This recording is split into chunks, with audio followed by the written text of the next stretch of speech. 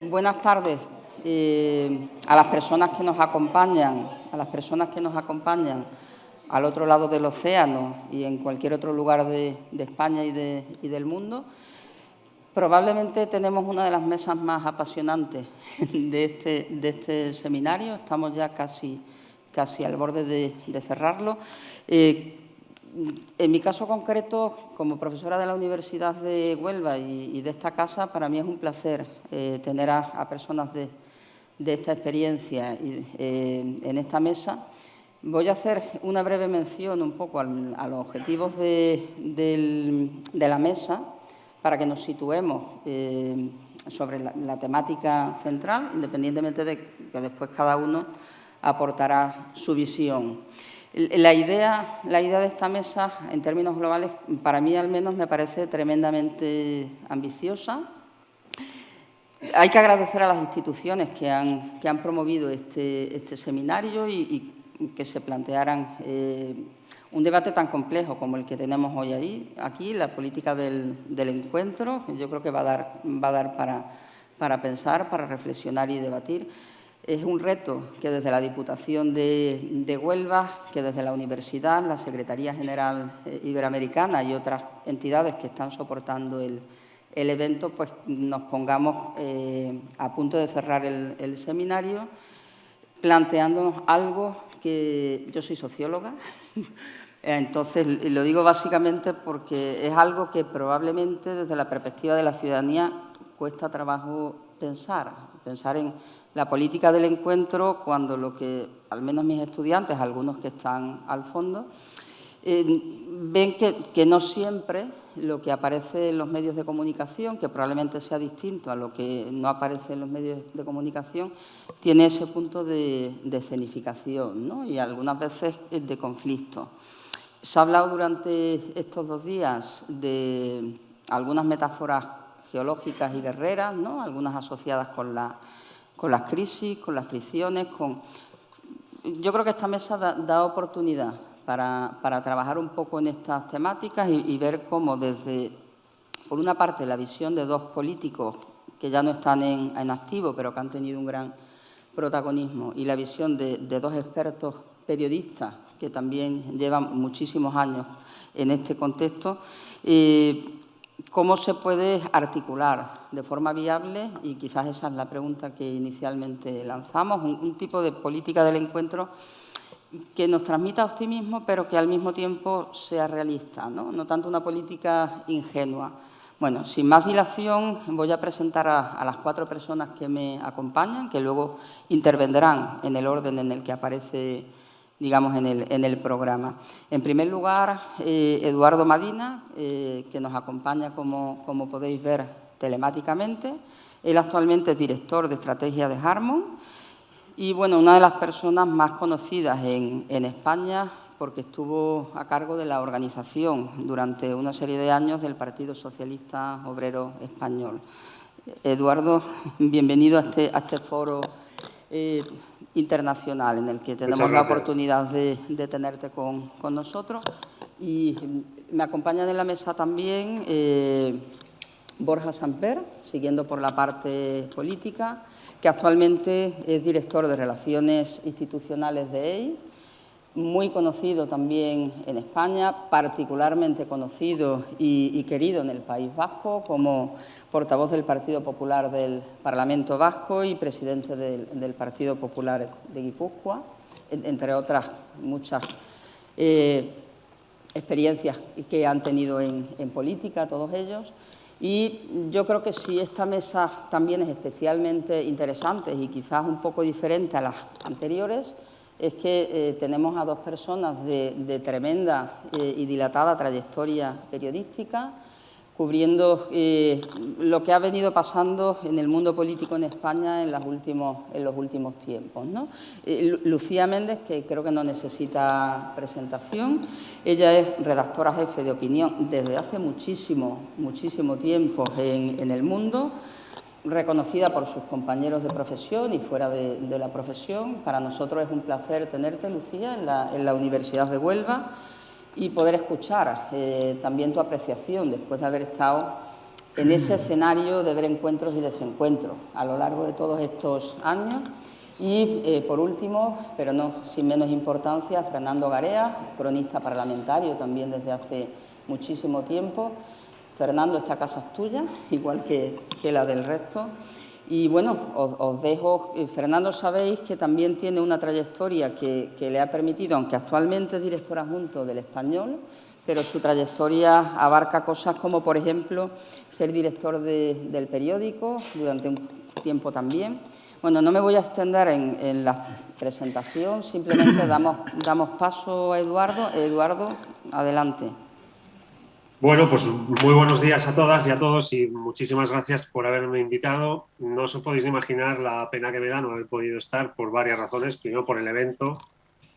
Segundo, por los compañeros que tengo la suerte de tener en esta mesa, todos ellos amigos y, a pesar de ser amigos, también muy admirados. Los tres, cada uno en lo suyo.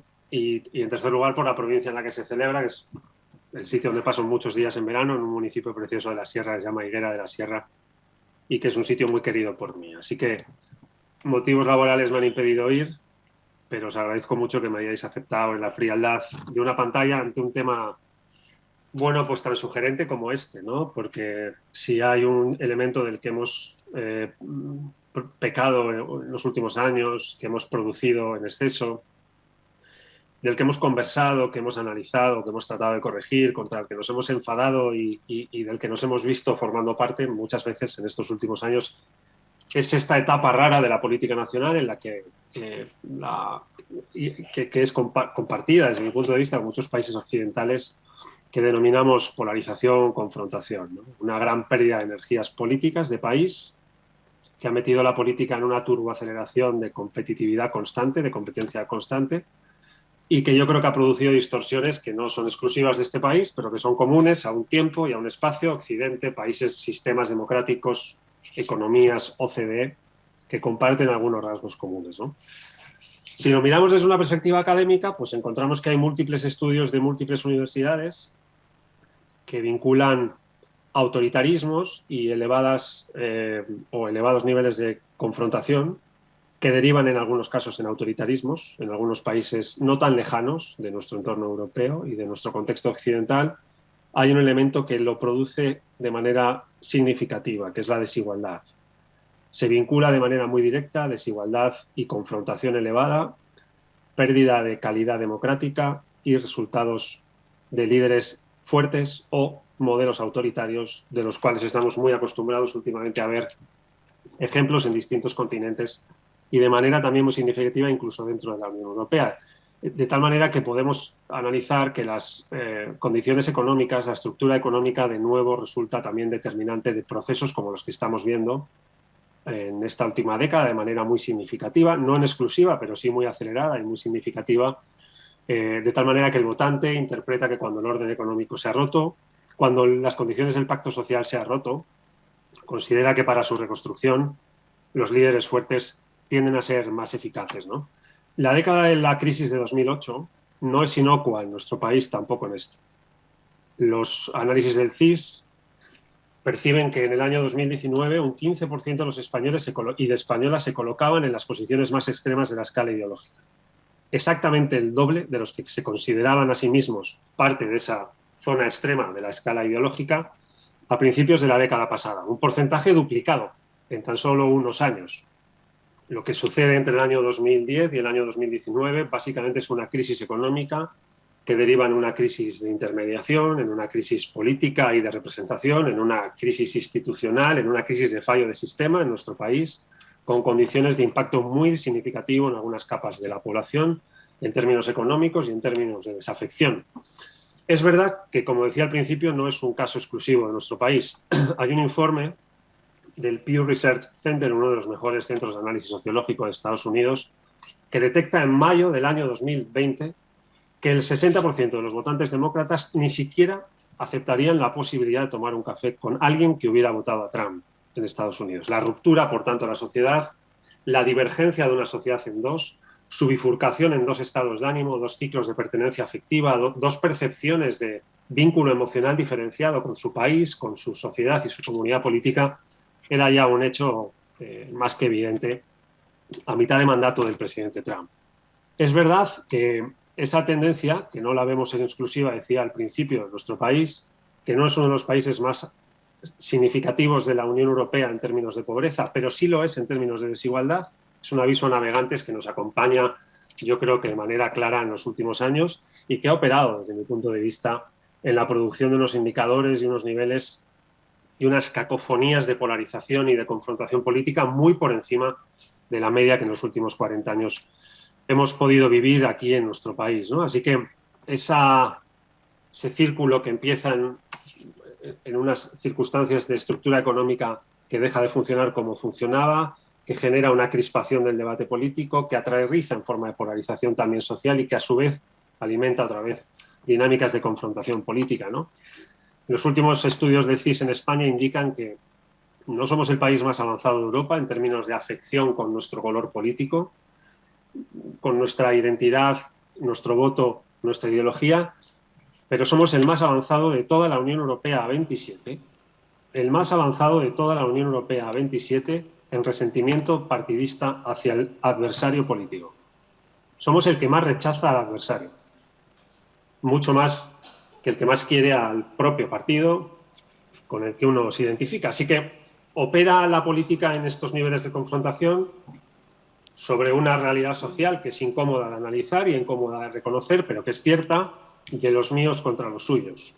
Una dinámica que desde mi punto de vista solo se puede romper desde la política, desde la acción política, desde el ejercicio de representación política. Y que además yo creo que en esta década, 2020-2030, yo creo que tiene una grandísima oportunidad, porque los grandes desafíos no esperan y no van a cambiar. Van a intensificarse en el recorrido de la década para dibujar la que desde mi punto de vista, y lo digo repetidamente, alguno de los presentes en la mesa está harto de escuchármelo, es la década más importante que ha vivido España en muchos, muchos años, por todo lo que está en juego en términos globales, en términos de revolución tecnológica, en términos de revoluciones de sostenibilidad. Por tanto, los grandes desafíos son una gran oportunidad para los acuerdos, en caso de que desde la política se quieran romper algunas dinámicas ya asentadas, ¿no? Vamos a ver cuáles pueden ser. Desde mi punto de vista, los 5 ejes o 6 ejes centrales de desafío de país donde se configura el futuro del país son demografía y natalidad, competitividad económica, con todo lo que eso significa, ciencia, innovación y creación de valor añadido, adaptación de España a la revolución digital y a la de la sostenibilidad en la lucha contra la crisis climática, y sobre esos desafíos se dibuja todo un país entero. Así que creo que mientras que la política, que dicen que tiene 2 tiempos, un tiempo de competencia electoral y un tiempo de cooperación institucional, en los últimos años creo que mi generación, a la que yo pertenecía antes de jubilarme anticipadamente, igual que Borja Semper, de la actividad política, es una generación muy dotada para la competición y muy poco dotada para la cooperación. Pero tiene que poner fin a este juego. Y lo tiene que poner ya de manera urgente, porque la década no espera. Porque los grandes desafíos de país están ahí esperándonos. Esperándonos para mantener vivo aquello que hacemos muy bien, que es todas las materias de la discrepancia, en detrimento de todo aquello que no hacemos muy bien, que es todos aquellos grandes desafíos de país que requieren de grandes acuerdos transversales, ideológicamente, con sectores empresariales, sindicales y sociales que formen parte de ellos, para poder hacerlos frente con un mínimo potencial o una mínima posibilidad de éxito. Diría que es una generación, la mía, que compite tanto que la mayoría de sus referentes de hace 5 o 6 años ya están todos ellos fuera de la política. Todos ellos fuera de la política. A costa de tanta competencia y de tan poca cooperación, nos ha faltado regalarle como generación política a este país los mínimos básicos de un proyecto de país con los cuales poder posicionarnos como generación política, con los cuales poder discutir como generación política, con los cuales poder transformar también como generación política el país que, bueno, hace 35, 40, 45 años nos vio nacer y nos ha visto entrar y salir de la política a muchos sin ser capaces de trenzar los elementos básicos de un proyecto generacional identificativo de una generación a partir de la cual poder cooperar. Pero creo que ese tiempo va tocando a su fin y que los desafíos no pueden esperar. Así que mientras se mantiene vivo este disfrute de la competencia, de la polarización, de la confrontación, convendría ir abriendo pequeños espacios para la cooperación en todos aquellos asuntos de fondo que no invalidan la competencia, la deliberación y la confrontación de puntos de vista y pareceres, sino que recuperan una moda perdida en España. El diálogo y el acuerdo en España han perdido valor en el mercado de los elementos valorados políticamente de un tiempo a esta parte, y creo que es urgente recuperarlos. Así que mi abuela, que era una señora de Baquio, que solía decir mucho aquello de doctores tiene la Iglesia, pues doctores tienen los partidos y la política para intentar llevarlo a cabo, ¿no? Ojalá tengan suerte. Muchas gracias. Muy bien.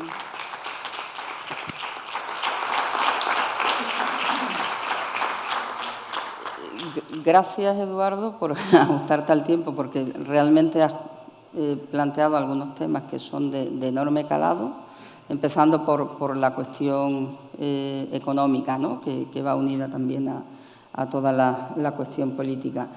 Pasamos ahora a Borja Semper, cuando quieras. Muy buenos días a todo el mundo y gracias por venir. Yo también hubiera venido a escuchar a Lucía, a Fernando y a Eduardo. Lo que me sorprende es que estando yo incluso habéis acudido. Por más aparte, muchísimas gracias también a los organizadores de este encuentro, que me parece especialmente sugerente porque nos da la oportunidad de frenar, de parar un momento convocados por una pregunta que el día a día nos impide ver lo inquietante de lo que formula. La pregunta es inquietante en una democracia, en un sistema de libertades, en un sistema pluralista, porque denota el triunfo de quienes, o de políticas, o de actitudes, o de posiciones ideológicas que impiden, que cercenan la posibilidad de encontrarse en el espacio público, por lo tanto también en la política, a quienes somos diferentes. Si entendemos antipolítica como esto, como la respuesta osca, tosca, violenta verbalmente, que genera la imposibilidad de encontrarnos a quienes somos diferentes en el espacio público, conviene también echar un poco la vista atrás y preguntarnos por cómo hemos llegado a este escenario. ¿Cómo es posible que estemos gente razonable y sensata, que entiendo que son los que estamos aquí, reflexionando sobre esta pregunta? Y lo apuntaba Edu antes, yo creo que estamos todavía en un ciclo, a mi juicio, ya finalizando, por exhausto, en un ciclo que comienza, un ciclo político que es global, que afecta a Iberoamérica en su totalidad, pero a otros, prácticamente a todos los países del mundo desarrollado. Un ciclo que comienza, como decía, políticamente en el año 2014-2015, que tiene como ejes una contestación razonable y comprensible ante una crisis económica. Es la primera gran resaca de la globalización, con sus particularidades en muchos lugares del mundo, pero singularmente en España también tiene respuesta ante casos de corrupción. Hay un cuestionamiento forzado y promovido de las instituciones y de la política y también de los partidos políticos. A mi juicio hay otro eje y otra palanca que lo explica. Hay una infantilización del mensaje político, hay una simplificación del mensaje. No digo simplificación como hacerlo más digerible, sino como simpleza. Hay una twitterización promovida de la política y del discurso político, una política que su dialéctica se asienta en grandes titulares, en grandes frases, y una tercera palanca, que a mi juicio es probablemente la más peligrosa, es la identificación del adversario, del antes adversario, como enemigo.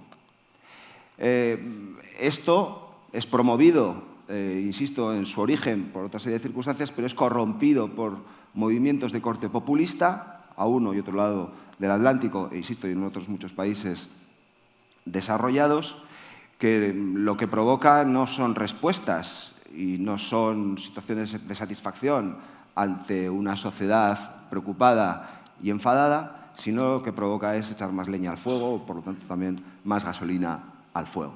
El triunfo de la antipolítica lo que hace es polarizar los discursos políticos y pretende polarizar también a la sociedad. Ese es el gran riesgo que afrontamos, y es que la discusión, una dialéctica política pueril o poco edificante, se traslade al conjunto de la sociedad hasta el punto de polarizarla, hasta el punto que un votante demócrata no pueda o no quiera tomarse un café con un votante republicano. O en España un votante conservador no quiera sentarse con un votante socialdemócrata o progresista, llamarlo como quieras. Este es el final, lo que enfrentamos. Y enfrentamos, y adaptarme a las exigencias de tiempo breve en la primera intervención, a mí sí me gustaría tener la posibilidad luego de reflexionar cómo rompemos esta dinámica. Y yo creo que solo hay una forma de romperla, y es desde la autoexigencia. Lo que exigimos a nuestros representantes políticos, primero ejercerlo nosotros.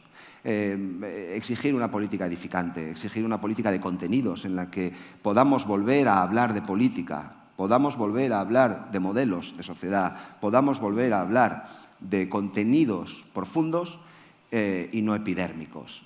Y esto yo creo que en un sitio como este, que es una universidad, pues es probablemente uno de los lugares más idóneos para hacerlo, porque a esto estamos interpelados quienes ya tenemos una edad, siendo jóvenes todos, pero a quienes más os compete es a quienes sois todavía más jóvenes y estáis en edad universitaria. Muy bien, muchas gracias. Te has ajustado perfectamente al tiempo, lo cual nos va a dar la oportunidad de poder seguir. Y además has tocado algunos de los aspectos clave, que es llegar al terreno de qué podemos hacer, ¿no?, llegados a este punto. Lucía, cuando quieras. Pues buenos días a todos. Muchas gracias a los organizadores por invitarme. Bueno, yo voy a hacer un par de reflexiones. Nosotros... yo creo que a la pregunta que está a mi espalda hay que decir que es posible, sí, aquí en Huelva, a esta hora de la mañana y en esta universidad. Aquí estamos todos nosotros, partidarios del entendimiento, predicando en el desierto normalmente, en esta universidad y en muchas universidades que nos invitan a hablar de este asunto, a todos nosotros.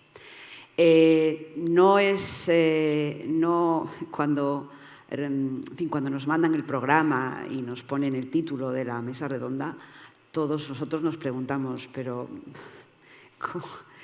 yo qué sé, ¿cómo vamos a ser posible? Claro que hay espacios de encuentro, pero no están en nuestro mundo. En este momento no están en nuestro mundo, ni en el mundo político, ni en el mundo periodístico.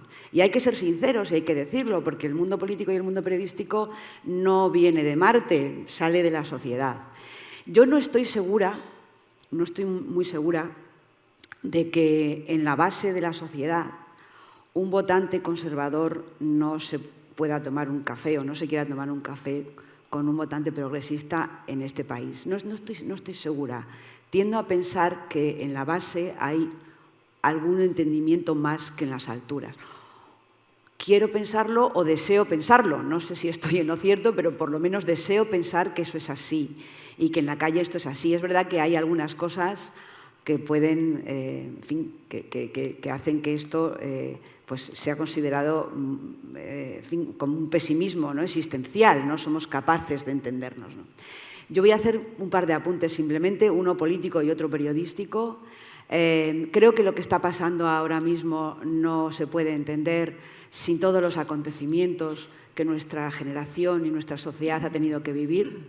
Particularmente yo creo que la pandemia ha producido unas consecuencias sociales, emocionales, psicológicas, anímicas, a todos por separado, cada uno de nosotros, pero también en la sociedad, unas consecuencias que yo creo que bien haríamos en hacer una especie de catarsis que no estamos haciendo, porque estamos cerrando esa página con unas ganas horribles de cerrarla, ¿no?, que no queremos hablar de este asunto ya, pero yo no sé si esa es la mejor idea o convendría asumir de frente las consecuencias que en la sociedad y detrás de cada una de las puertas de nuestras casas está teniendo este asunto, y la política no es ajena a la sociedad ni el periodismo tampoco. Hablaba Eduardo antes de una generación, de su generación política. Bueno, yo quiero decir que tampoco esto estaría sucediendo si no hubiera pasado lo que pasó a partir del año 14-15 como consecuencia del 15M. Hay gente muy joven en esta sala que probablemente hace 7 años era tan joven que no se acuerda de lo que pasó, pero hay que decirles a los que estáis que lo vivisteis seguramente con pasión y a los de atrás para que lo sepan, que aquí, como dirían los politólogos que se pusieron de moda a partir del año 14, hubo una lo que llaman ellos ventana de oportunidad. Se abrió una ventana de oportunidad con una nueva generación política que hablaba de regeneración y que más o menos lo que vino a decir es que ellos se iban a echar a la espalda los problemas de España y los iban a intentar resolver. Bueno, yo creo que el fracaso absoluto, el naufragio de esa esperanza, la expectativa frustrada de esa realidad, que no voy a, en fin, no voy a concretarla porque todos sabemos de qué estamos hablando, unos nuevos políticos que prometieron algo que no cumplieron y cuya responsabilidad creo que no ha sido totalmente asumida ni la sociedad se la ha exigido, en mi opinión, como debería. Yo creo que Eduardo y Borja, que vivieron, particularmente Eduardo, que vivió esa etapa seguramente con más protagonismo que cualquiera de todos los que estamos aquí, puede atestiguar que efectivamente esa esperanza frustrada es parte del cinismo que ahora aqueja a la sociedad española. Y, por supuesto, parte del reflujo que ahora se está produciendo. Aquí hubo una protesta, digamos, por la izquierda y ahora está habiendo una indignación por la derecha, ¿no? Y eso no se puede explicar sin el fracaso de aquellas expectativas. Lo que nos prometieron no lo cumplieron. Y yo creo que esa responsabilidad es necesario asumirla, porque una de las cosas que pasan aquí es que nadie quiere asumir responsabilidades. Borja ha hablado de infantilización, bueno, pues un poco por ahí van los tiros. Y mi segunda reflexión es sobre el periodismo, queridos amigos y amigas. Nosotros somos parte integrante de este ambiente, nosotros somos parte responsable de esta radicalización y lo somos porque nosotros estamos aquejados de muchísimas crisis que hacen que nuestro trabajo constantemente se vea sometido a una serie de cambios constantes y diarios, casi al minuto, que hace que todos nosotros corramos el riesgo de naufragar profesionalmente. Como ha dicho Eduardo, esta es una crisis de intermediación y nosotros hemos sido toda la vida los intermediarios entre el poder y los ciudadanos. Esa tarea de intermediación nosotros la hemos perdido por las diferentes crisis, ya no somos los intermediarios, ahora los poderes se relacionan directamente con los ciudadanos. Y simplemente quiero compartir con vosotros lo que a mí en este momento como periodista más me preocupa, que he tenido la oportunidad de comentarlo con algunos de los que estáis ahí cara a cara.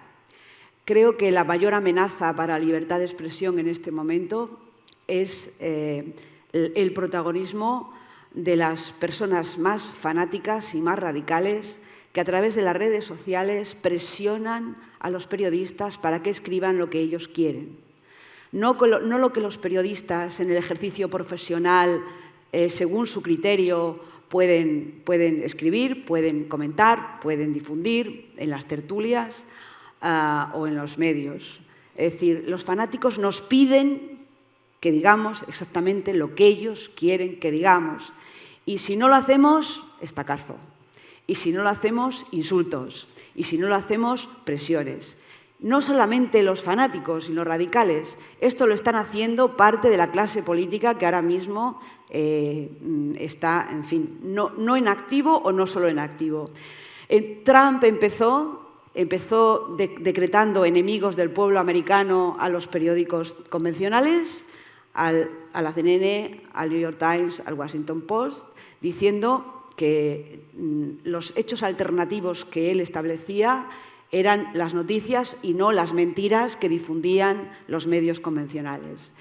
Esto en España están haciéndolo algunos líderes políticos, algunos retirados teóricamente y otros en ejercicio, y creo que esto es una amenaza y creo que esto a muchos periodistas les hace autocensurarse por miedo a lo que pueden decir de ellos en el espacio público. A nadie le gusta que le pongan a parir, a nadie, ni a un periodista ni a un político. Por tanto, la amenaza constante, y supongo que Eduardo y Borja también la sufren, como la sufrimos los periodistas, es la mayor amenaza, de verdad, mucho peor que los bancos, que los poderes mediáticos, que los poderes económicos, que el gobierno. Ahora mismo estamos en esta especie de populismo periodístico que nos tiene acobardados. Yo diría que nos tiene acobardados por el miedo a que nos persigan en las redes sociales.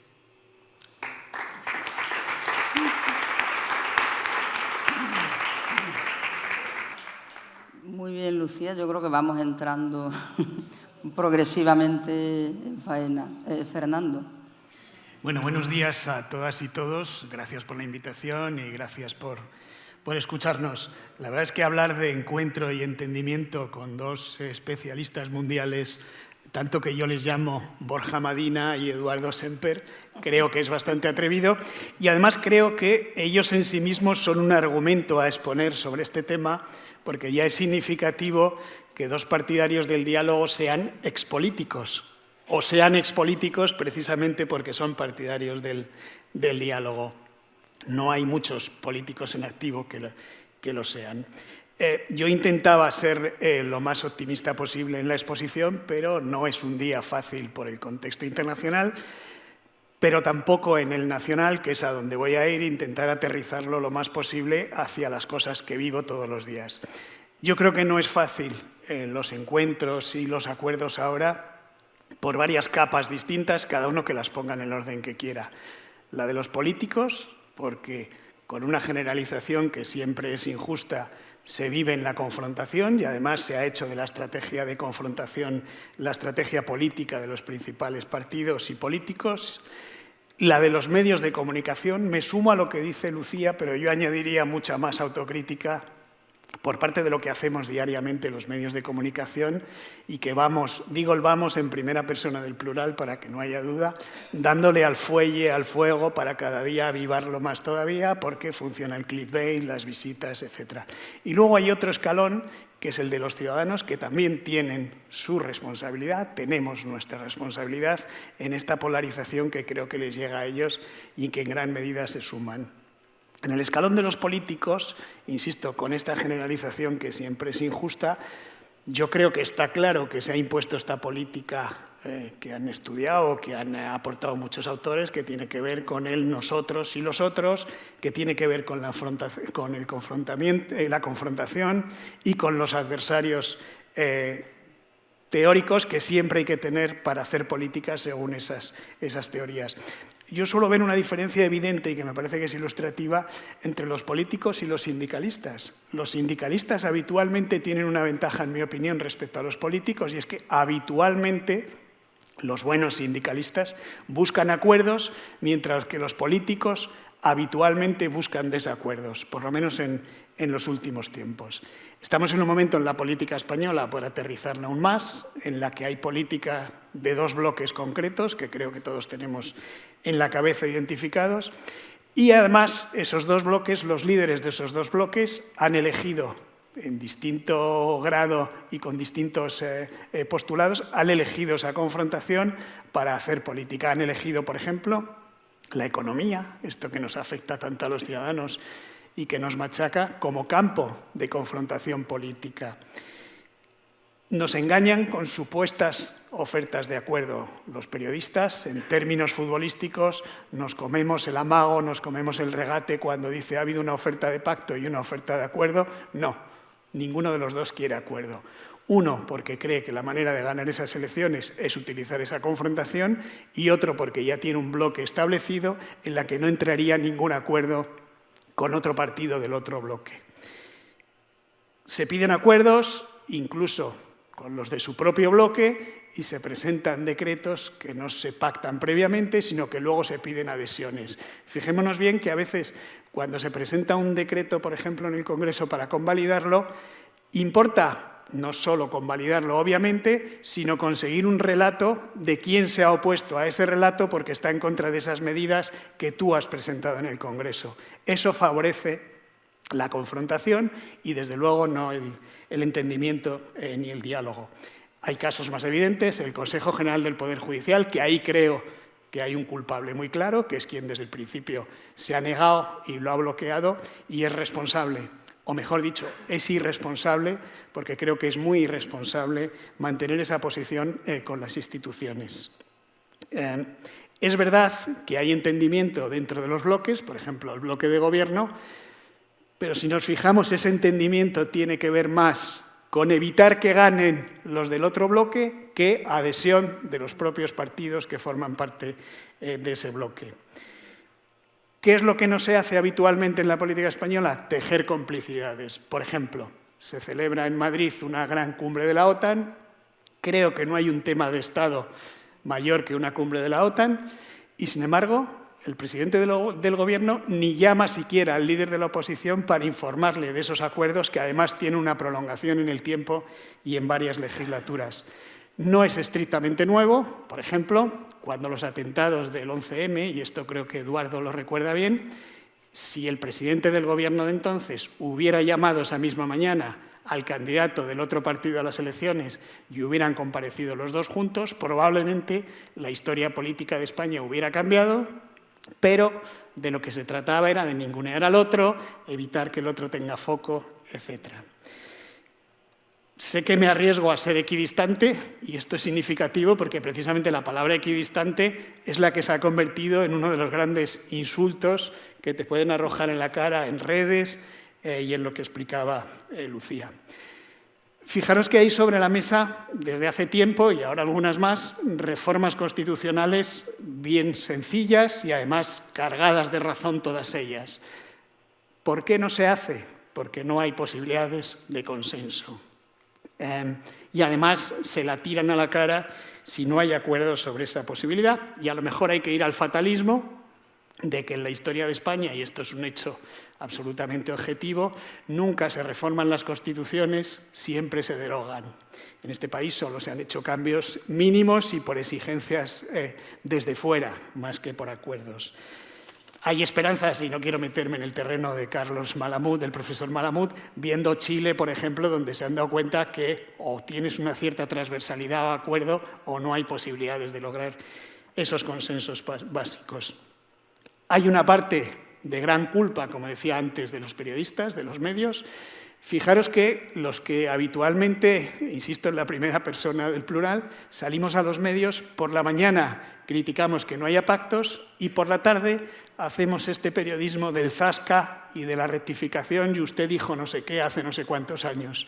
Y yo pregunto, ¿es posible hacer un pacto, un acuerdo, sin que alguien rectifique algunas de sus posiciones? Es decir, con el periodismo que hacemos todos los días no estamos favoreciendo todo lo contrario en la posibilidad de acuerdo. Penalizamos la flexibilidad y así no hay ninguna posibilidad de acuerdo.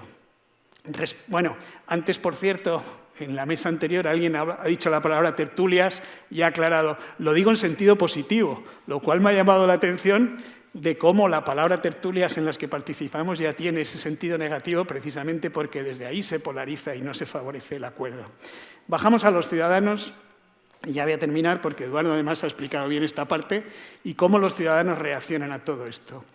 Yo creo que el fenómeno de las redes es muy importante para esa polarización. Yo creo que no hay más que asomarse un poquito para verlo. Hasta el punto, y esta es una teoría muy particular, que si en el año 78 hubiera habido redes sociales, estoy convencido que no hubiera habido Constitución en España. Porque hubiera habido un hashtag inmediatamente que fuera Carrillo traidor, UCD asesina, etcétera, etcétera, y hubiera sido imposible ese acuerdo que sí se logró y que, bueno, con sus problemas o no, hasta aquí ha llegado. Y luego hay un fenómeno que a mí me preocupa en los últimos meses y que creo que tendríamos que reflexionar sobre él, políticos, periodistas y ciudadanos, que es esto de cuando va un político, por ejemplo, un presidente del gobierno, a un acto donde sea y le abuchean los ciudadanos, los políticos del otro partido jalean que se le haya abucheado y los medios de comunicación titulamos con los abucheos. Lo que estamos fomentando es que al día siguiente, vaya quien vaya a un acto, se le abuchee. Y esa es la política que estamos fomentando desde la clase política, desde los políticos, e insisto, creo que una gran parte de los ciudadanos la está comprando hasta el punto de que esa polarización se manifiesta en que los ciudadanos ahora van muchas veces a votar más que para apoyar, para castigar. Muy bien, Fernando.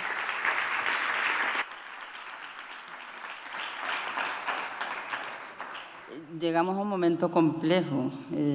Todavía no hemos hablado de la construcción así a fondo, ¿no? Entonces, creo que se han planteado elementos críticos importantísimos, tanto desde el plano económico, como empezó Eduardo, hasta el plano político, la cuestión preocupante de la libertad de expresión y dónde están los límites jurídicos en torno a eso, incluso las amenazas, ¿no? Quizás hay que introducir también esta idea de las emociones, que va unida siempre detrás del insultar y polarizar y fragmentar, ¿no? Pero casi os preguntaría que pensáramos en términos de si es viable construir estos espacios de entendimiento y hasta el punto de que haya un cambio significativo en lo que hoy vivimos en política, en los medios de comunicación. Creo que habéis planteado muy bien la cuestión de la desintermediación. Esto es clarísimo, ¿no? En los medios, cómo con las redes sociales cambia la manera de pensar, ¿no? en las relaciones. Y España ha vivido la movilización ciudadana de manera muy significativa también, ¿no? Con la época del 15M, donde todo esto de las crisis económicas estaban ahí. A partir un poco de ahí, ¿no? de esa crispación que algunas veces observamos los ciudadanos de a pie, si cualquier encuesta dice clarísimamente que hay un desencanto por parte de la ciudadanía, no solo en España.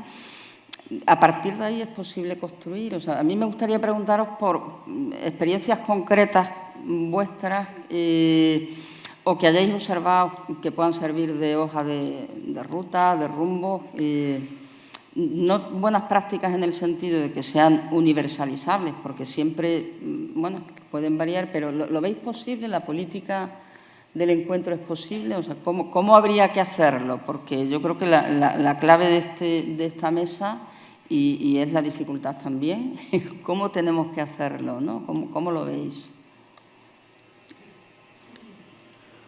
Bueno, si quieres, yo tengo una anécdota, una experiencia personal. Yo es que fui teniente de alcalde, siendo concejal del Partido Popular en el Ayuntamiento de Irún, de un alcalde socialista. Esto había que explicarlo cuando salías del País Vasco.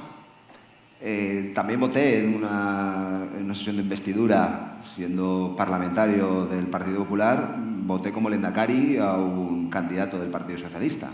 Esto quizás hubo que explicarlo menos porque había mucha literatura y muchas publicaciones y había mucha reflexión sobre esa necesidad, pero tuvimos que explicarlo. Yo quiero decir que al final hay momentos extraordinarios en los que es necesario el entendimiento. No solo es posible, no debería de ser posible, sino que es extremadamente necesario. Fernando evocaba la transición.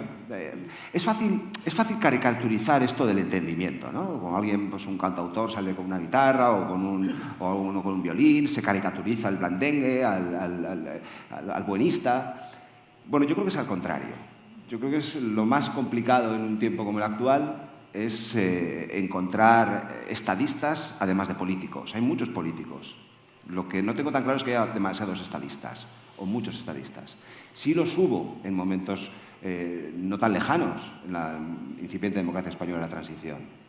Creo que había una talla política que no estaba sustentada en que uno fuera un moderado o un blandengue, porque alguien podría defender que Santiago Carrillo o Manuel Fraga, por ejemplo, eran moderados o blandengues, no lo creo. Lo que sí creo que había una visión compartida del futuro que tenía que tener el país. Y en situaciones excepcionales, el estadista, el político, si queréis, con mayúsculas, es capaz de interpretar y de leer el momento y desde la renuncia o desde la generosidad encontrarse con el diferente para proyectar un futuro mejor. Y hoy estamos en un escenario parecido, por amenazas geoestratégicas, por amenazas económicas, por amenazas sociales, por desencanto. Es un momento en el que necesitamos interpelar a los políticos o interpelarlos a nosotros mismos para proyectar un futuro compartido. Yo creo, lo decía antes, que solo podremos conseguirlo si quitamos el ruido, si intentamos despejar lo que nubla esa visión del futuro. Y desde la autoexigencia, como decía antes también, pero también exigirnos representantes políticos que sean conscientes de la extraordinaria complejidad del momento. Yo no soy partidario del acuerdo y del entendimiento. No lo soy, como objetivo en sí mismo. Lo que creo que es necesario que exista en determinados momentos entendimiento y acuerdo. A mí me apasiona la dialéctica política, me apasiona discutir y confrontar ideas con quien piensa diferente, porque si no tuviéramos esa oportunidad viviríamos en otro escenario diferente al de una democracia. Estaríamos hablando de otros modelos políticos de los que huimos. Lo que creo que no solo puede haber confrontación y discrepancia, no solo puede haber choque ideológico, debe de haber también generosidad para poder, como decía antes, proyectar un futuro más edificante. Y el papel del periodismo es fundamental, sin duda también. El papel de las redes sociales es importante, sin duda, aunque yo creo que son un poco también caja de resonancia. Yo no sé cómo se hace, porque además los periodistas, como dice un amigo nuestro, es tener poder pero sin responsabilidad, y por lo tanto no tenemos la responsabilidad de aportar las soluciones, pero sí hacer el diagnóstico. Y yo creo que uno de los grandes males para no llegar a esa política de entendimiento es la falta de líderes políticos. Yo creo que la falta de liderazgo yo creo que es importante, porque el liderazgo lo que supone es la capacidad también de llegar a acuerdos con diferentes en aras a un bien común y positivo. Ahora, en cambio, hay una política mucho más de corto plazo. Creo que es una política, además, intolerante. Es decir, el hecho de que se veten determinados acuerdos o que determinados acuerdos, y no voy a mencionar siglas concretas, que determinados acuerdos que lo que hacen es integrar dentro del sistema a personas que antes no estaban en el sistema, a mí sinceramente me parece un valor y sin embargo en este momento se convierte en un demérito de quien lo hace hasta el punto de que le puede hacer perder elecciones porque es un argumento en contra suya, cuando a mí me parece magnífico que esos partidos que antes, si tú los conoces bien, aunque no los mencione, estaban fuera del sistema, ahora estén dentro del sistema. A mí me parece que es una política de entendimiento fabulosa y fantástica que se está haciendo. Se puede decir es por interés de mantenerse en el gobierno, por lo que sea, pero se ha conseguido ese entendimiento y creo que de ahí hay que mirar muchas cosas, entre otras muchas cosas, porque, por ejemplo, en el País Vasco no es un demérito hacerlo, al contrario, creo que con algunas cosas que todavía se mantienen muy lamentables, creo que se ha avanzado mucho en esa política de entendimiento y creo que es un ejemplo para muchos y, sin embargo, es sorprendente que ese diálogo y esos acuerdos en el resto de España se convierta en un demérito, sea negativo. A mí me parece que debemos reconocer una realidad, que es que todos los que estamos aquí estamos en la política nacional, en la superestructura política, mediática, pero en este país hay ayuntamientos, en este país hay comunidades autónomas, en este país hay diputaciones en las que se hace política normal. Es decir, en ningún ayuntamiento, en ninguna comunidad, bueno, quizá un poco en la de Madrid, pero en general, y la de Cataluña, pues que es otro caso aparte, porque su clase política pues, ha abandonado cierto camino de racionalidad, pero en general, es decir, hay gobiernos de coalición en muchísimas comunidades, en muchísimos ayuntamientos, que no dan en absoluto el escándalo político mediático que dan la política nacional. Esto es así. Y no podemos tampoco obviarlo, por mucho que nosotros vivamos inmersos en un mundo que a lo mejor no nos deja ver, es decir, que los árboles no nos dejan ver el bosque, ¿no? Yo creo que hay un hecho que todos los acontecimientos políticos tienen consecuencias, es decir, como todo en la vida, todo tiene consecuencias, todo viene de algo. Y yo creo que la política de bloques que ha explicado Fernando y todas las consecuencias, creo que hay una experiencia que se vivió hace 3 años, cuyo protagonista fue el partido hoy gobernante, y Eduardo creo que de esto sabe mucho, que, bueno, en un momento dado, efectivamente, propició que la alternativa a su gobierno, o sea, hay 2 partidos, uno gobierno y otro alternativa. Durante 40 años esto ha sido así. Los primeros ministros, los presidentes siempre han sido de un partido o de otro, y hubo un momento, solo un momento en estos 40 años, que fue en el año 16, en la que un partido decidió favorecer el gobierno de otro partido. Las consecuencias que eso tuvo para el partido que lo decidió fueron las que se saben. Es decir, esa decisión reventó literalmente al Partido Socialista. Con esa experiencia, con ese antecedente, es muy difícil que esto vuelva a repetirse, porque los partidos sacan consecuencias de todo lo que sucede. Es decir, ninguno de los dos grandes partidos quiere volver a reventar por dentro, como sucedió. Y eso yo creo que es un hecho diferencial que explica mucho lo que es la falta de entendimiento en política nacional en general. Lo de no queremos pactos de Estado porque nos vamos a contaminar y porque somos alternativa, la tesis de hay un gobierno, hay una alternativa y no pueden votar igual, ¿no? Y no pueden apoyarse. Esto yo creo que yo creo que esto es lo que está haciendo que haya una falta de entendimiento entre los dos grandes partidos. Por otro lado, hay un gran partido que ahora está en la oposición que ha cambiado su liderazgo. Es decir, en el año 14 la sociedad española decidió elegir líderes jóvenes. Antes decía Fernando, faltan líderes. Bueno, lo que faltará serán líderes buenos. Lo que no habrá será líderes buenos. No es que falten, a verlos haylos. Lo que pasa es que no parece que puedan satisfacer las demandas de una sociedad de entendimiento, ¿no? Pero, bueno, yo creo que hay un relevo generacional y ahora hay un reflujo, y no me parece un tema menor que el Partido Popular haya elegido como presidente a un político anterior a 2014 a todas luces. Es anterior a 2014. Es un político tradicional, es un político, digamos, más parecido a los de la transición que todos los políticos que han sido elegidos al frente de sus partidos a partir del año 14-15.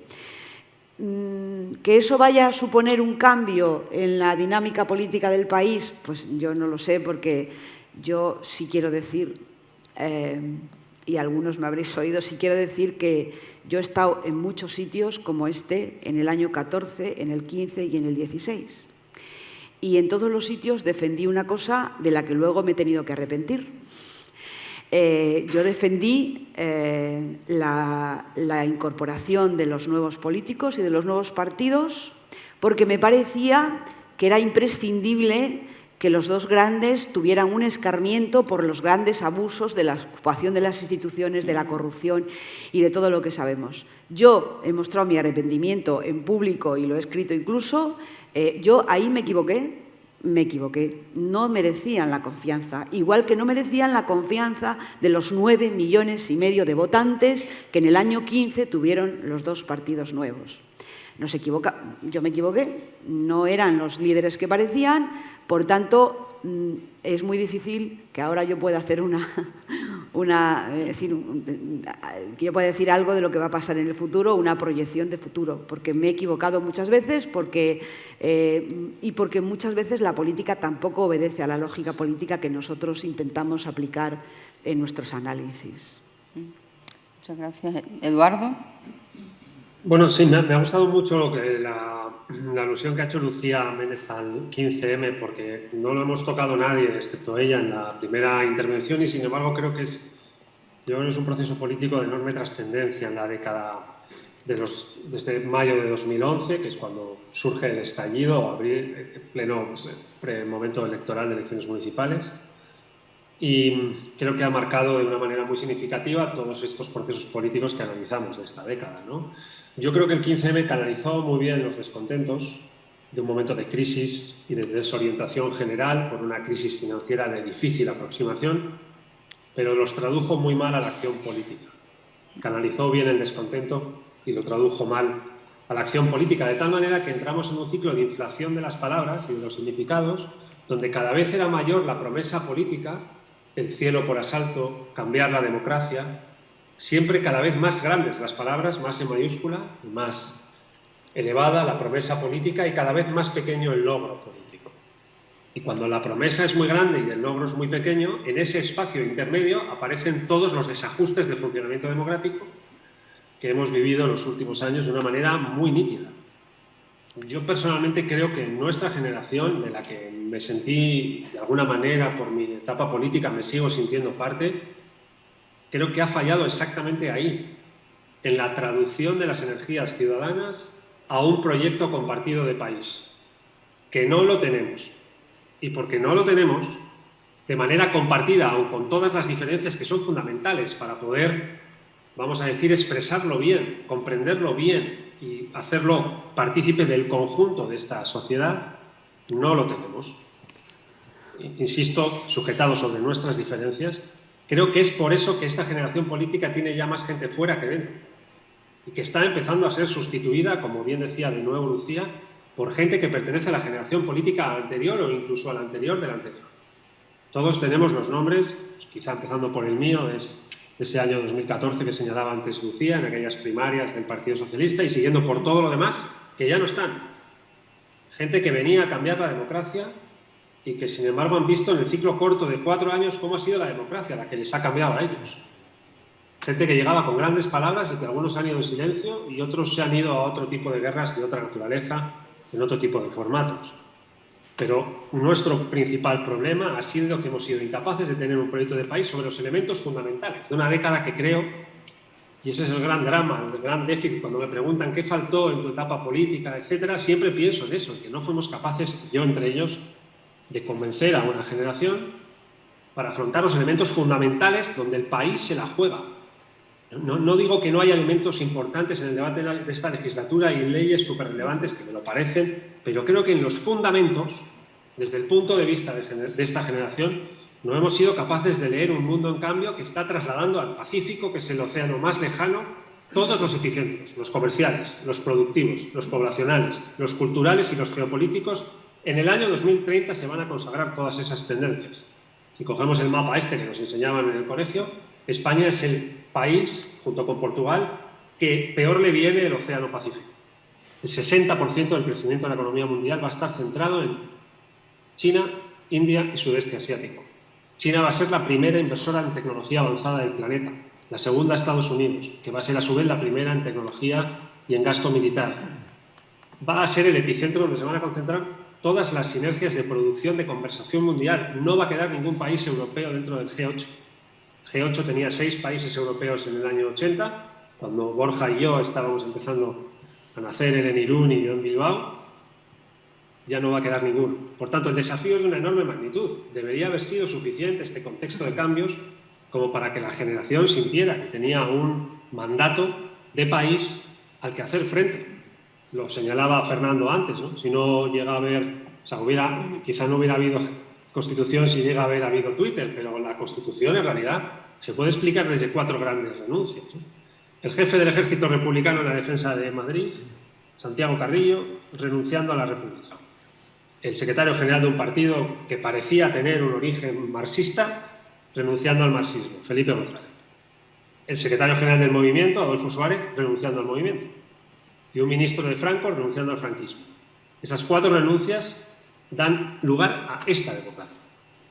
Hoy da la sensación de que la renuncia, la cooperación, el miedo al hashtag traidor, que señalaba antes Fernando, ocupa el centro de la escena y que las renuncias en política no son posibles. Son renuncias a lo que para ti era antes irrenunciable, para que quepa también en este espacio público compartido el que tiene sus renuncias y sus cosas irrenunciables. Pensar un país donde quepan aquellos que no piensan igual que nosotros. Yo creo que hemos fallado por ahí y que las primeras facturas pues ya las estamos viendo, ¿no? En términos, pues eso, el aviso a navegantes que supone la sustitución de Pablo Casado por un señor que se llama Alberto Núñez Feijóo y que tiene 20 años más que él. Pero si me permites, solo muy breve y por provocar y por romper el entendimiento, que ya está bien, a este argumento que habéis dado del cambio generacional hacia atrás, solo le veo una pega, y es que a lo más alto de la política en España, es decir, a la presidencia del gobierno, sí ha llegado un político de esa generación que tú dices que no ha sido capaz. Sí, claro, sí, le conozco muy bien. Sí. Por eso te lo digo. Por eso. No, es el único. Quiero decir que no es verdad que haya sido fallida no es... la llegada al poder de esa generación, sino que no solo se ha consumado, sino que ahí está. No he dicho en ningún momento que nadie de la generación haya llegado a la presidencia del gobierno, ni al liderazgo de la oposición, ni a puestos relevantes. siguen estando ahí, Pedro Sánchez y otros hasta hace poco también lo estaban, Pablo Casado, Albert Rivera, Pablo Iglesias. Lo que digo es que la generación no es que haya fracasado ahí, sino en la capacidad de tener un proyecto compartido de país, no en haber llegado a la presidencia del gobierno. Todos los que se presentaron prácticamente eran de esta generación, alguno tenía que llegar. Claro, quizás el reto y otra pregunta sobre la que podemos profundizar y poner encima de la mesa es, bueno, todos somos conscientes de la crisis y de la situación en la que estamos, una especie de encrucijada, ¿no?, en distintos terrenos. Pero nos estamos haciendo esta autocrítica, creo que, bueno, está bien, ¿no? Pensamos pero yo todavía no termino de ver, aunque por ejemplo Lucía ha hablado de la práctica política, ¿no?, en muchos ayuntamientos y no tanto a nivel nacional, pero no termino de ver, si yo tuviera que imaginar cuáles son esos pasos, ¿no?, para construir de manera no puntual, sino algo que sea realmente significativo para contrarrestar este escenario tan tremendo en el que algunas veces estamos, ¿no?, sea en el plano económico, en el plano sanitario, en el plano medioambiental. O sea, ¿cómo llegamos a eso, ¿no? Es volver a la pregunta inicial, pero quizás porque pienso que vuestra experiencia, más allá de la valoración crítica que ha estado encima de la mesa, puede aportar alguna otra luz. Bueno, por no repetirme, te voy a responder, pero a medias, intentando encontrar otro ángulo. Yo percibo, y no sé si lo compartís, algo parecido al agotamiento, a la extenuación, a una sociedad cansada y agotada, harta probablemente también, de una dialéctica, de una dinámica que no entiende y no se siente reflejado. Esto se puede llamar desafección, y en otras ocasiones se ha llamado así, se ha identificado como la desafección de la sociedad con respecto a la política. Y probablemente siga siendo cierto. Pero yo creo que por encima de la desafección hay extenuación, cansancio de ese juego de tenis, de esa especie de tenis, o mejor dicho, de frontón, que uno tira la pelota y la devuelve Y no es inocuo lo que hablabais antes de los cambios de liderazgo, en este caso generacional, que afectaba al principal partido de la oposición, que no creo que tenga tanto que ver con la edad que marca en el DNI, que también, sino dónde y cómo se ha hecho política también, y cuáles han sido las fuentes y cuáles han sido las dinámicas en el ejercicio de la política. No me parece casual tampoco que este liderazgo no sea madrileño, quiero decir, no haya bebido las fuentes en la política madrileña, sino en una comunidad autónoma, periférica, y estas de las llamadas nacionalidades. No me parecen casuales estas cosas, no me parece casual la vuelta de la cana y del sosiego, no me parece casual la vuelta de políticas que algunos calificarán, o posiciones políticas que algunos pueden calificar como aburridas.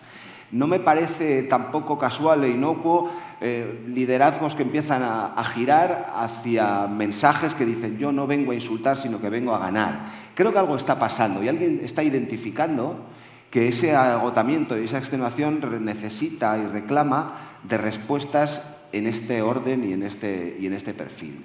Y creo que quien no sea capaz, y los políticos que no sean capaces de identificarlo, se van a quedar descolgados. Y creo que no tanto por una vocación o una voluntad expresa de cambiar el rumbo de la política, sino más bien por una necesidad de adaptarse a esas exigencias de la extenuación, la política puede ir variando el péndulo, puede ir moviéndose de lugar. Quizás sea más un deseo que una realidad. A esa extenuación tiene que ver la frustración por lo que decía antes Lucía, los nuevos partidos no han satisfecho esas necesidades y por eso todas las encuestas lo que apuntan es que se vuelve a un bipartidismo, quizá no tan perfecto como el de antes, pero algo parecido es la tendencia. Pero yo meto también en esa ecuación los medios de comunicación, que creo que de alguna forma alientan, avivan, como decía eso antes, y yo creo que ahí los periodistas tenemos que hacer una autocrítica enorme de lo que estamos haciendo junto con los ciudadanos, porque al final es una retroalimentación de cómo se le da a los ciudadanos lo que los ciudadanos a veces piden. Es decir, yo creo que basta hacer un análisis de cómo funcionan los periódicos ahora, en términos generales, con lo injusto que es estas cosas de las cosas virales, los zascas, El hecho, por ejemplo, que creo que es muy importante, algo que puede parecer una tontería, pero no lo es, el que la publicidad, y especialmente la publicidad institucional, se otorga a los periódicos en función del número de visitas y de audiencia, con lo cual estás favoreciendo la porquería en esos medios de comunicación. Es decir, los ciudadanos estamos pagando más a los medios que más virales de estos hacen y más basura hacen, lo cual me parece tremendo. Y yo creo que ahí tenemos que hacer una enorme autocrítica a los medios de qué es lo que estábamos dando.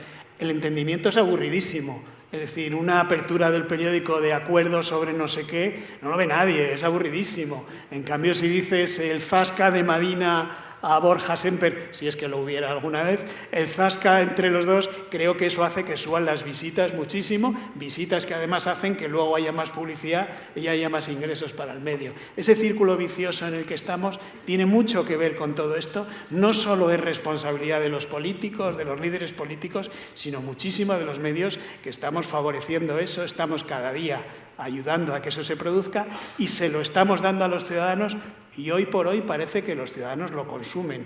No tengo estudios sociológicos y no sé hasta qué punto, pero creo, insisto, que ahí tenemos una enorme responsabilidad. ¿Cómo lo solucionamos? Bueno, lo primero que tenemos que hacer es el diagnóstico acertado dentro de los medios y los propios periodistas de qué es lo que estamos dando y qué es lo que estamos aportando a la sociedad, que me parece que no estamos en el mejor momento precisamente. Yo creo que hay que distinguir entre los medios nacionales y los medios que no se editan o que no se emiten en Madrid. Creo que fuera de Madrid hay otro mundo que no está en Madrid y que conviene analizar. Yo sí creo que en este momento hay un cierto reflujo y una cierta gana en la ciudadanía de que este lío, pues por lo menos se atenúe, si no se ponga fin al lío político.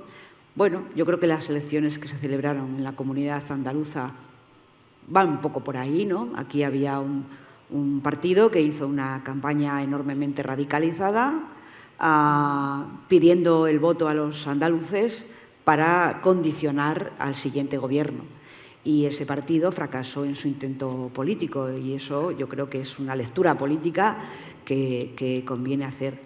Y cuando tú nos estás preguntando qué sería necesario, ¿no?, para que esto fuera posible, ¿no?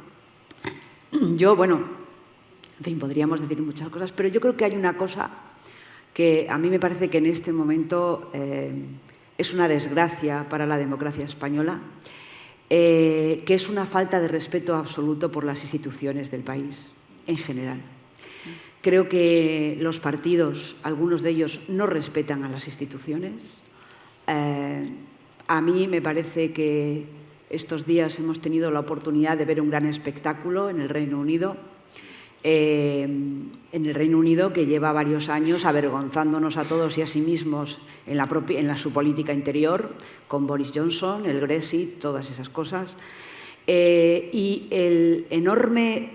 la enorme demostración de respeto institucional hacia una institución pues, caduca, viejísima, antigua, lo que queráis, pues yo creo que es la demostración de que hay cosas que si no se respetan no se puede crear comunidad, ni crear nación, ni siquiera respetar la democracia. El respeto a las instituciones, yo no hablo en abstracto, es decir, hay muchas cosas que me llevan a concluir que ni la clase política ni la periodística respeta las instituciones. Y voy a citar dos ejemplos que a lo mejor pueden ser un poco periodísticos, un poco mediáticos, en fin, un poco populistas, ¿vale? Pero creo que se me va a entender si lo hago, ¿no? El principal partido de la oposición que ha gobernado en este país y que, por tanto, ha utilizado un instrumento al servicio del Estado, de la presidencia y del Gobierno de la familia real, que se llama Falcon. Bueno, hay una parte de la oposición de este país que ha convertido el Falcon en una risión, una juerga, y como si fuera el taxi del presidente del Gobierno, que lo usa, lo quita, lo pone, que me pongan el Falcon. Esto es una falta de respeto a la institución de la presidencia del Gobierno. Que la ocupe quien la ocupe, me da lo mismo, es una institución de la democracia. Por otra parte, creo que no se puede ser ministro no aceptando a la jefatura del Estado. No se puede. Si tú quieres criticar al rey, te vas a la calle y dejas el gobierno. Así de claro. Entonces, si no se respeta, hablo de dos casos completamente contrarios, de dos agentes políticos distintos, del gobierno y de la oposición. Si no se respetan estas instituciones, el entendimiento, lo siento, no será posible. Y ahora hay una especie de, como de tomárselo a risa a todo esto, ¿no? Es decir, como una juerga, como si esto fuera una juerga. Y yo no, en fin, no quiero hacer más demagogia de la que ya puedo estar haciendo, pero ¿quién nos iba a decir, y los estudiosos de la democracia que hay aquí creo que estarán de acuerdo conmigo, quién nos iba a decir que íbamos a asistir a un asalto al Capitolio de los Estados Unidos?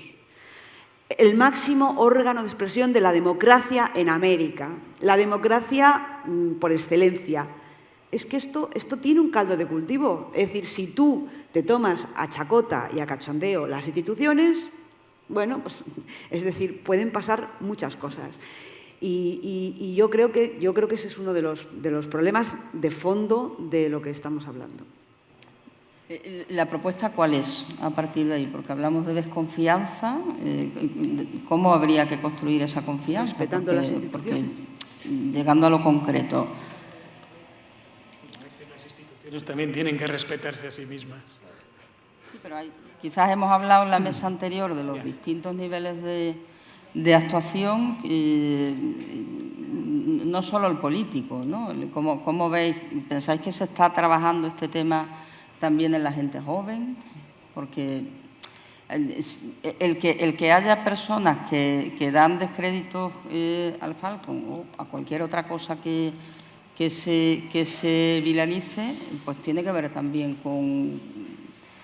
Esto de retuitear tiene que ver con la propia confianza o desconfianza que tú tienes, el propio conocimiento. No sé si hay muchas personas jóvenes que conocen más allá de lo que se visibiliza. Hemos formado sobre esas instituciones en los tiempos recientes de forma suficiente como para pensar en una construcción al futuro. Eduardo. No, yo decía... Bueno, perdón. No, dale tú. Nada, dos elementos fundamentales que yo creo que son relevantes y que se pueden plantear, ¿no? Alguien citaba antes el modelo, creo que ha sido tú, Fernando, de diálogo y acuerdo de la comunidad autónoma vasca, ¿no? Que ha tenido a lo largo de su historia pues, problemáticas de otra naturaleza, pero que tienen que ver con el terrorismo, etcétera, pero que tienen algunos elementos que creo que son buenos ejemplos, ¿no? De entrada, nos ofrece la posibilidad de modificar el artículo 99 de la Constitución. Artículo en el que yo creo que hay que entrar para cambiarlo de manera significativa.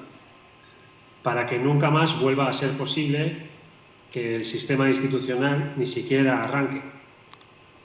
Para que nunca más vuelva a ser necesario que un partido tenga que hacerse un harakiri interno para que el sistema arranque.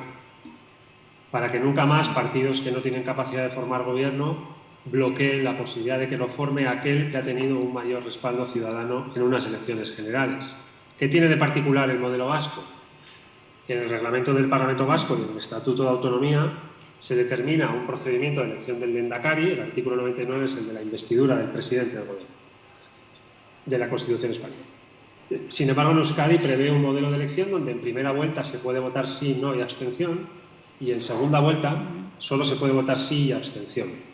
De tal manera que se presenta a quien quiere y el que más votos tiene es elegido al Lehendakari.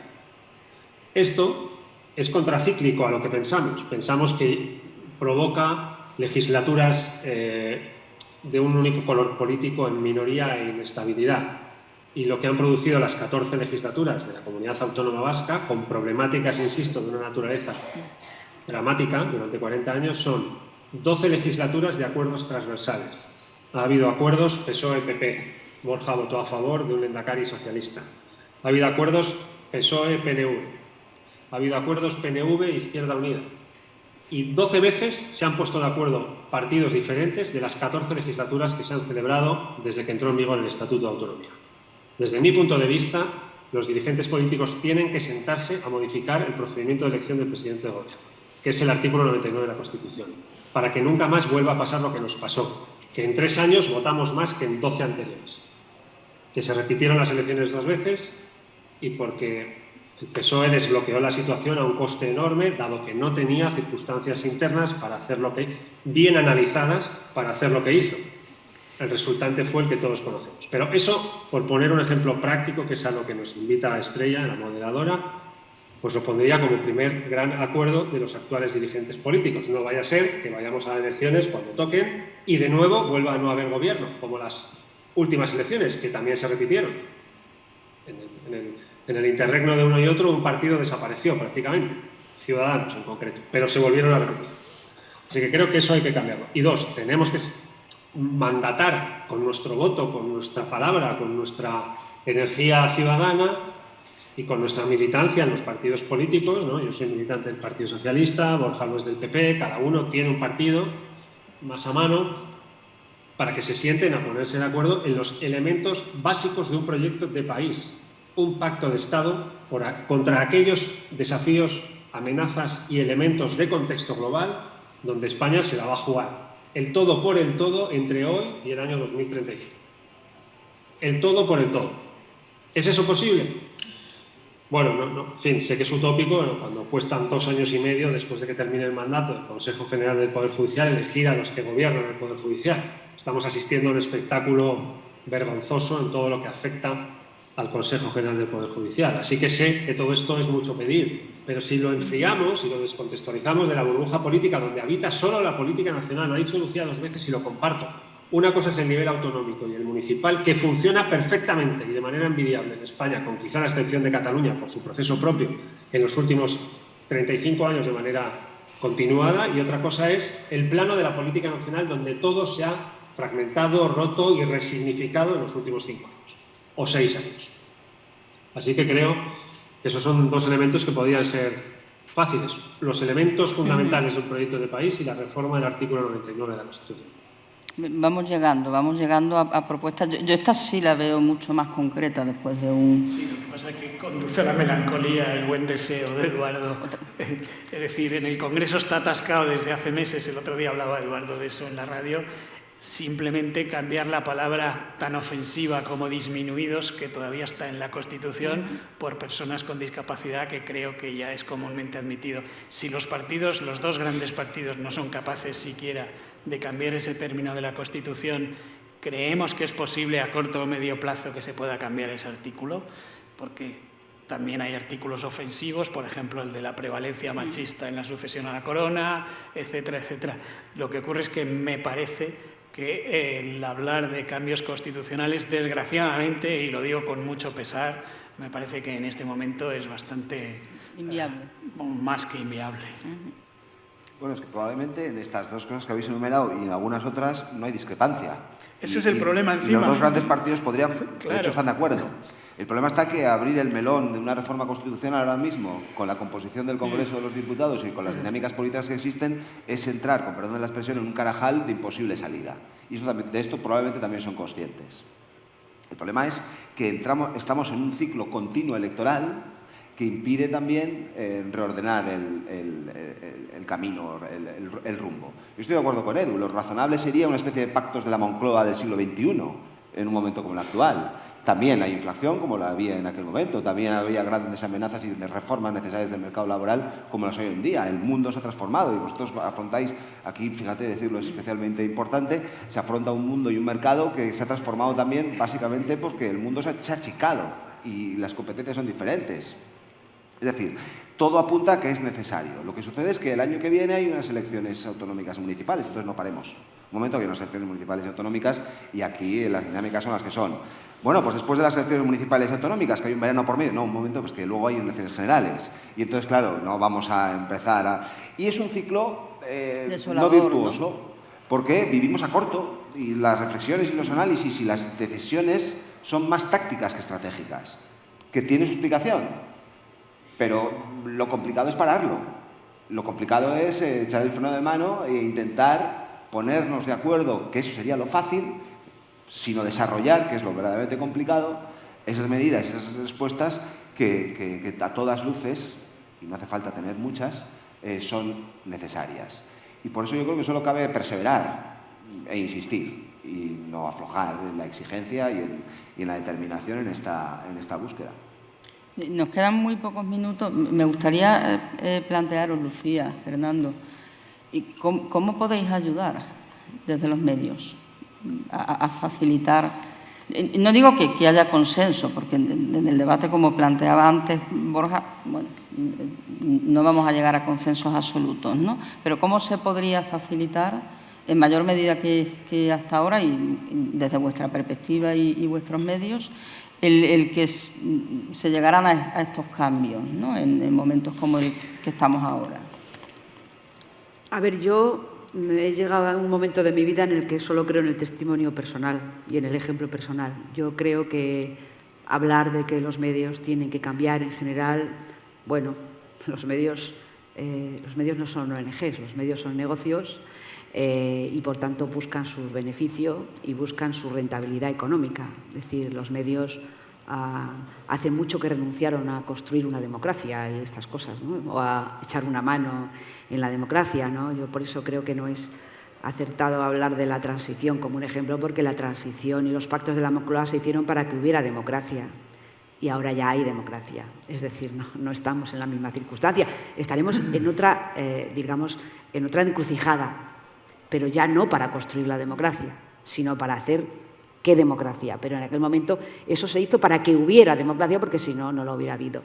Yo solo creo, te dice en el testimonio personal, yo creo que hay una responsabilidad por parte de los que dirigen los medios, que tienen que asumirla, que tienen sus criterios y que, como ha dicho muy bien Fernando, pues abusan del clic, de lo viral y del zasca y de todas esas cosas que me producen auténtica urticaria cada vez que leo la palabra zasca en algún sitio. Yo creo que hay una... Nosotros todos podemos hacer, nosotros en lo personal podemos predicar. Bueno, de momento a nosotros todavía nos mantienen ahí en el escaparate y mientras sigamos existiendo, pues habrá voces que representarán a la gente que está claramente en minoría. Yo no diría en minoría en la realidad, porque una de las cosas más alucinantes de la política española es que realmente no hay muchas alternativas a la política que hacen los gobiernos. El Partido Popular haría la misma política que está haciendo Pedro Sánchez en materia económica, la misma. No hay alternativa. Estamos en el escenario internacional, la Unión Europea, formamos parte de un club que hay que cumplir las normas. Es decir, ¿qué es lo que pasa? Pues que hay una burbuja retórica que no cesa y que, como dice Eduardo, cada día es más elevada y más elevada en los términos guerreros, en los términos bélicos, y esa es una tendencia que está también en la sociedad, ¿no?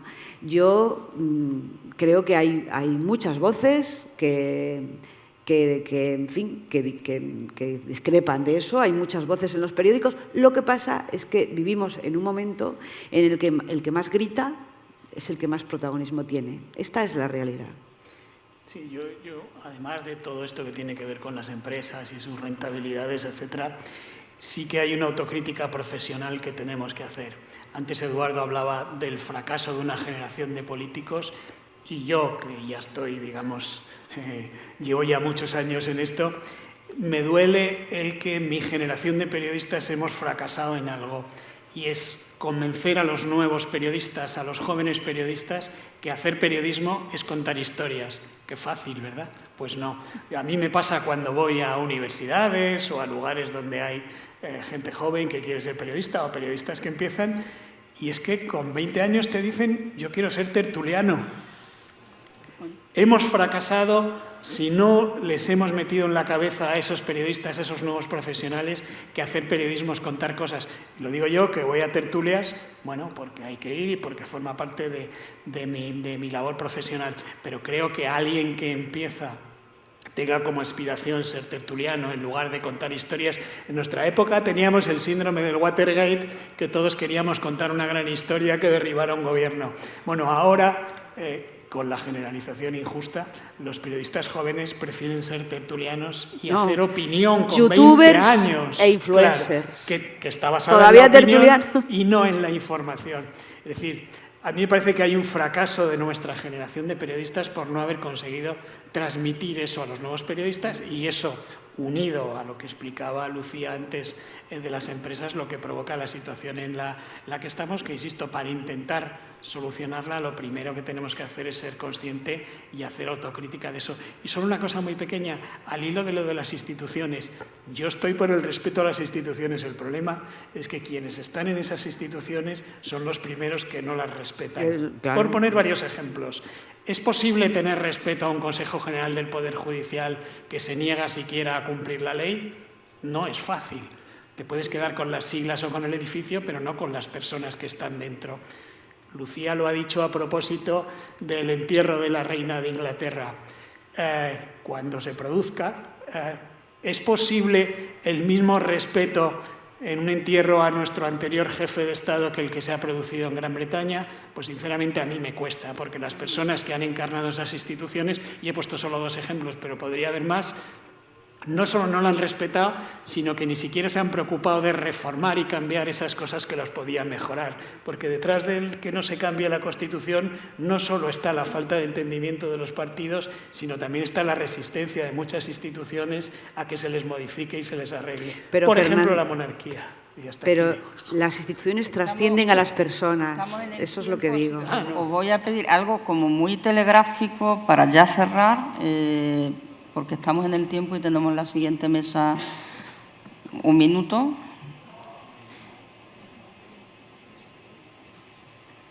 Me toca a mí. Bueno, pues para cerrar, yo diría que es urgente la recuperación de una idea compartida de país, planteada además para que quepan en ella todos aquellos que piensan de manera distinta a ti. Que la política tiene que hacer esfuerzos de poner de moda el acuerdo político. No para todo, ni todo el rato, ni todos los días, pero sí para lo fundamental. Y después discrepar a partir de cuál es la ruta más rápida, más eficiente y más barata de llegar a esos objetivos que nos planteemos. Y 3, que la generación a la que pertenezco, por insistir de nuevo, tiene que llegar a la conclusión de que la competición electoral está muy bien, que competir en congresos, primarias, elecciones es muy bueno, está estupendo, pero que no puede ser a costa de que no se coopere nunca en nada. Así que ese espacio de cooperación institucional alguien tendrá que recuperarlo, y tengo la sensación de que quien lo haga, quien lo consiga, va a salir electoralmente de manera paradójica muy beneficiado. Gracias, Eduardo. Muy rápido. No, básicamente estoy de acuerdo con lo último que ha dicho Edu. Yo creo que vamos a una situación novedosa y disruptiva, como dicen los cursis, en virtud de la cual quien sea capaz de cortar con esta dinámica y aparecer ante la opinión pública con una oferta de entendimiento, de acuerdo y de generosidad, sustentada en ideas políticas, obviamente, y sustentada en un proyecto de país, creo que va a ser quien pueda tener oportunidades de cara al futuro más inmediato. Bueno, yo creo que nuestra generación ya pienso que no podemos dar muchas lecciones. Nosotros pertenecemos a una generación personal y política en la que básicamente funcionaban las ideologías aún, las grandes ideologías, y digamos que nosotros, nuestra idea era cambiar el mundo, ¿verdad? Cambiar el mundo.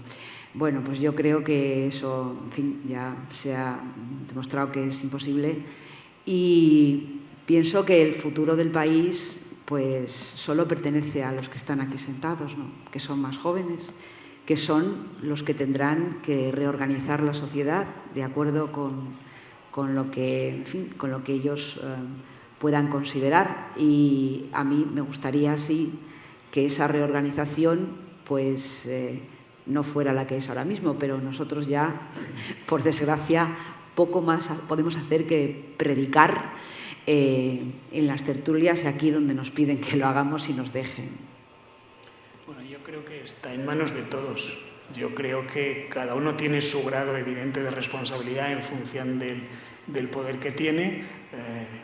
desde los políticos que, como evidentemente dirigen, son la imagen y los que pueden aportar esa crispación o ese grado de acuerdo del que hablaban Edu y Borja, los periodistas o los medios de comunicación, porque tenemos que ser reflejo de eso y lo podemos tratar de una manera o de otra, pero me parece que los ciudadanos también. Los ciudadanos, cada uno, tiene que saber qué tipo de información consume, qué tipo de información transmite a las personas que tiene cerca y si hay un grado de comprobación o no de eso que transmite, que creo que es importante, qué sello de calidad lleva el medio que consulte, sea de izquierdas, sea de derechas o sea de centro o de lo que sea, y también en el momento en el que se va a votar, de qué manera se vota, si esas emociones que utilizan los partidos y los medios de comunicación están bien canalizadas o no. Yo creo que esto del entendimiento del diálogo no es un problema de 4 que tienen que decidir, sino creo que nos compete a todos y, desde luego, como dice Lucía, los más jóvenes, porque les va a tocar para el futuro. Muy bien, muchas gracias. Cerramos la mesa. Desde luego ha sido un lujo teneros con nosotros, telemáticamente y presencialmente, y creo que habéis dejado encima de la mesa y para poder repasar algunas de las líneas en las que se puede trabajar en el futuro. Gracias.